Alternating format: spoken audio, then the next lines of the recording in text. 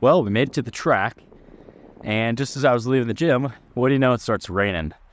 And you have two choices. You either go through with the workout that you were planned to do, that you'd planned in the program, or you don't. And we're going to choose the harder path. And that's really going to make the difference.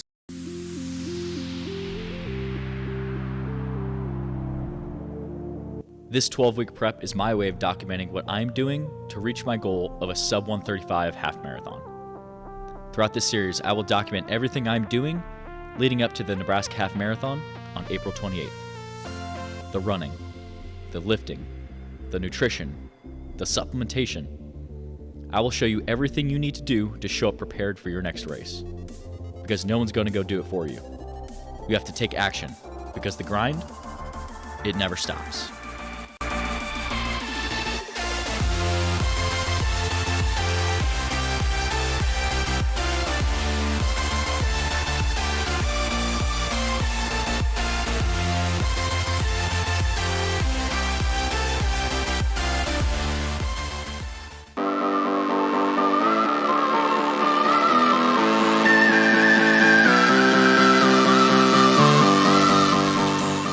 All right, so today we're going to go through a full track workout. I'll take you through the benefits of the track workout, the warm-ups that we're doing, some of the pre-workout supplementation that we're doing, and just go over exactly why you would want to implement faster runs in your program to help you become a more efficient, faster runner. Now, first thing, supplementation before a run like this. So with this being a more higher intensity runs, what I'm going to do is 1 scoop of Fit Grind electrolytes. This is our newest product that we're working on. It is 500 milligrams worth of sodium and a full electrolyte profile. That's going to help with replenishing the electrolytes that we lose through sweat, especially when we're running outside and we're running at these faster paces. You're going to be sweating more, and that is the perfect time to replenish with some electrolytes and supplement with them around your workout, either before, during, or after. So I have 1 scoop of electrolytes. Now, as far as the main benefits of faster paced runs, the first benefit of doing higher intensity runs, even when you're training for a half marathon or a marathon, a more distance-based event, is it's going to help you improve your VO2 max. So your VO2 max is the max amount of volume of oxygen that your body can utilize. And the higher, the better. A higher VO2 is correlated to better fitness. And you're going to improve that VO2 max by doing more higher intensity paces, doing interval repeats, really forcing your heart rate up and forcing your body to get that heart rate back down. So for today, we're going to do 800 meter repeats and 400 meter repeats at the track. There's going to be a very prescribed rest time. And the goal is to hit the pace you want to hit, stick to the rest time, and really place that stimulus on the body to help overload and help really improve that VO2 max and make your body more efficient at utilizing more oxygen. The second benefit of these faster paced runs is it's going to get your legs used to turning over faster. So for my specific goal, my goal is to run a sub 135 half marathon. That's going to be a 7:15 average minute per mile pace on race day. And that's something that will be practiced in these faster paced runs and tempo runs. And by doing a little bit of faster paced runs like this track workout that we'll do today is going to help those legs get used to turning over faster, is going to make sure that we're not cramping when we're running at faster paces, and just really get the muscular and the nervous system acclimated to these faster paced runs and these faster leg turnovers. Now, one thing with these faster paced runs and these higher intensity runs is they should only make up about 10 to 20% of your total overall running volume throughout the week. Anything more than that, it's going to be very hard to recover from, and you're going to end up just getting injured. So if you're running 4 to 5 times a week, typically you're going to want 1, maximum of 2 times per week of these higher intensity runs. I'd recommend that you start off with 1, and then as you build throughout the program, you can always turn it into 2 if you want, but especially if you're training for a distance event, you're going to want to structure most of those runs around an aerobic run that's going to help you build your endurance and really help you improve your aerobic base, where we talked about that in our previous videos, where 80 to 90% of the runs should be done low, slow heart rate, and just teaching your body to keep your heart rate down and just really building out your engine and building out that endurance. So I'm going to down my electrolytes. I'm going to get changed. We're going to head over to the track. I'll show you the warm-up. I'll show you the workout and what exactly it is that we're doing for the day. And we'll hop into the workout and get after it.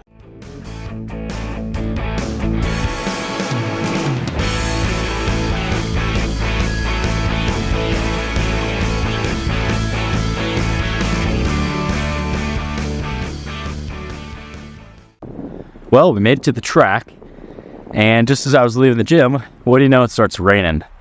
And you have two choices. You either go through the workout that you were planned to do, that you'd planned in the program, or you don't. And we're going to choose the harder path. And that's really going to make the difference. So when you have goals, little rain, you'll be fine. You're going to make it through. You'll live. You just have to realize that, you have to check the box and you have to battle through adversity. And this is the perfect example of it. Be very easy to say, oh, I'll just skip that run today. It's raining outside. But no, you have a workout planned. You get the workout done and you can check that box and you can rest assured knowing that you did what you need to do to achieve your goals. So I'll record the best I can. I don't want my camera to get too wet. It is raining a little bit, raining pretty hard here. But I'll record the warm up. As far as the workout today, we have 4 800-meter repeats and 4 400-meter repeats. We're gonna do a standard 1-minute rest in between sets. So I just warmed up 800-meter run. I'm gonna practice a couple strides. I'm gonna hit some dynamic movements, and then we're gonna hop into it. Make sure that you stick to that 1-minute rest. It's gonna suck. At that end of that minute, you're gonna be like, I still need a little bit extra. That's the idea, is to force your body getting more efficient and getting your heart rate back down. So we're gonna start with the 800s first. We got 4 of those. We'll hit the 800s at the end. That'll give us 3 total miles of running volume. Let's get after it. Searching for greatness in a sea of the dying and shameless, a sea of the aimless. I don't wanna be one of the nameless. I'ma wake up with the mindset that one day I'm gonna make it. And I don't think I'll be fine if I don't break my limitations. Don't try to stop me, I exist to write my own story. I'll make a decision if I want some peace or if I want the glory. Yeah, don't want a life that is complacent or possibly boring. I just want a life that is worth every day exploring. Yeah, I just wanna be great. Yeah, I just wanna be great. Yeah, I just wanna be great. Yeah, I just wanna be great. Yeah, I just wanna be great. Yeah, I just wanna be great.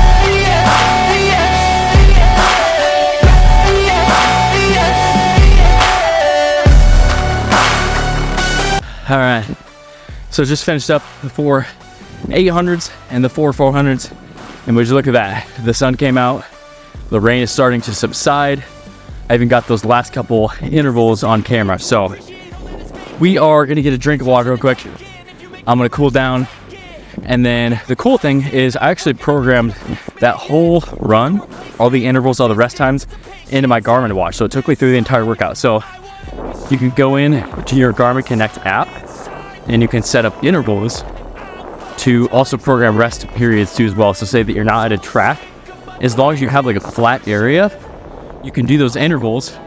Your Garmin watch tracks you via GPS, and as soon as your 500 or your 1200 or your 400 or 600, 800, whatever you're running is over, it's going to tell you, and then you can program rest time. So super cool. We'll go over the splits of the 4 800s and the 4 400s next, and then I'll show you what I'm doing post workout. So we'll get some water and then we'll go through those interval times. All right, so let's go through our laps.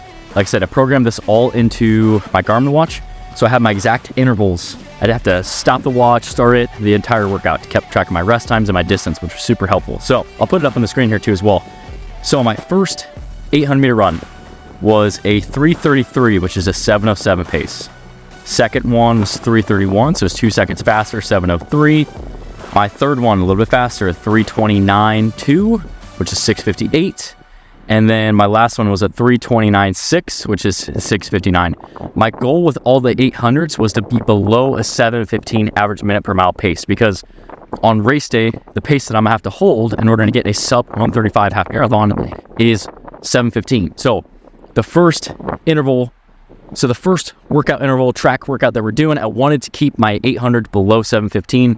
They were all between a 7:07 pace to 6:58 pace, so that was perfect. We're going to build over the course of the next 12 weeks. That will improve. VO2 max will get better, but that was the goal going into my 800s today. My 400-meter runs, I did my first one in 1:36, which is a 6:28 pace. My second one was 1:36, which was a 6:26 pace. My next one was 1:38, 6:33 pace.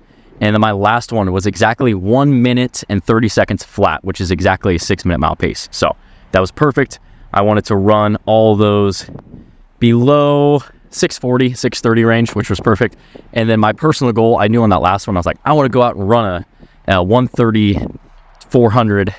And I didn't know until I'm just looking at it actually right now if I hit it or not. I knew I put everything I had into it, but that was definitely good. So this is the first track workout that I'm doing in this half marathon prep.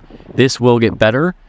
This workout will build in volume, it'll build in distance, it'll build in minute per mile paces. So just getting our legs used to turning over faster is going to help us be ready for race day. Overall, guys, that was a freaking solid day. I mean, over the course of the last, say, year, a little bit over a year that I've really been taking running seriously, you know, there's a lot of mental wins and a lot of physical wins and a lot of progress that has been made.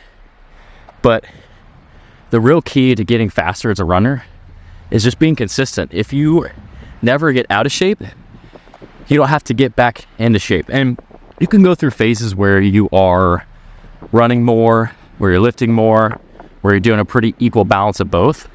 You know, I'm just coming off of my bulking prep where I was trying to build muscle mass, get stronger, really prioritize that as my main goal.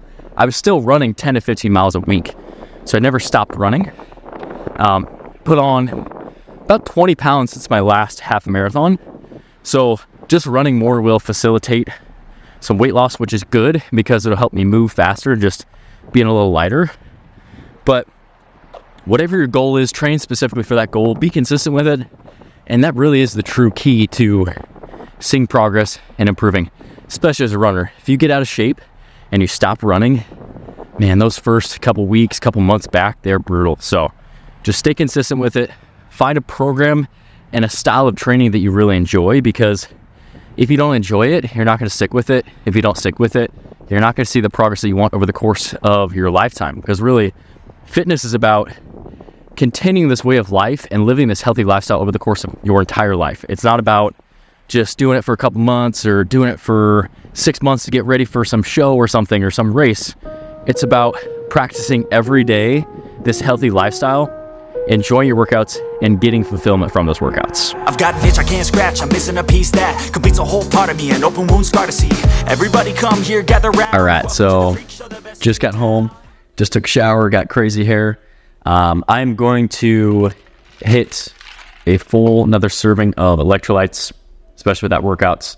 Definitely was working hard and definitely was sweating, and want to make sure that we're replenishing those electrolytes that we lose through our sweat and through muscle contractions through an electrolyte supplement. So I got 1 scoop of the Pink Starburst, sample of the Fit Grind electrolytes.